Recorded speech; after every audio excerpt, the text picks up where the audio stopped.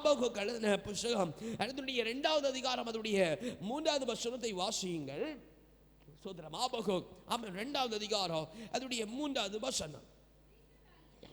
குறித்த காலத்தில் தரிசனம் இன்னும் வைக்கப்பட்டிருக்கிறது, முடிவில் அது விளங்கும், அது பொய் சொல்லாது. தேவ தரிசனம் பொய் சொல்லாது. தேவ தரிசனம் தாமதித்தாலும் அதுக்கு காத்திரு, அது நிச்சயமாய் வரும், அது தாமதிப்பதில்லை. கரங்களை உயர்த்தி அல்லேலூயா சொல்லுங்க பாப்பா.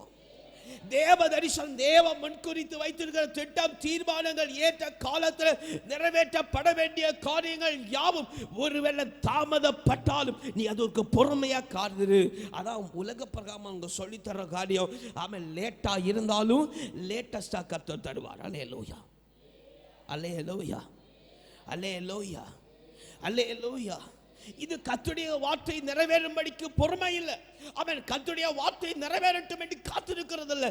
ஏன் நிறைவேறல? சோதரம். அல்லேலூயா. ஏன் நிறைவேறல? ஏன் சோதரம்? எனக்கு இது நடக்கல, ஏன் எனக்கு இது நிறைவேற்றி ஆண்டவர் தரல, ஏன் எனக்கு செய்யலை? இன்னும் கேள்வியால பார்த்தீங்கன்னா எப்ப ஆண்டவர் நிறைவேற்றி தருவார்? அல்லேலூயா. எப்படி? எப்ப ஆண்டவர் எனக்கு அதை செய்வார்? எப்ப என் வாழ்க்கையில விடிவு காலம் வரும்? எப்ப என் வாழ்க்கையில மேன்மை கிடைக்கும்? எப்ப என் வாழ்க்கையில சுகம் கிடைக்கும்? எப்ப என் வாழ்க்கையில விடுதலை கிடைக்கும்? எப்ப நான் மேன்மையானவைகளை சுதந்தரிப்பது? எப்ப நான் பலனை கண்டடைவது? அல்லேலூயா, அல்லேலூயா, அல்லேலூயா. முன்குறித்தவை எல்லாம் ஏற்ற காலத்தில் நிறைவேறும். அல்லேலூயா, அல்லேலூயா.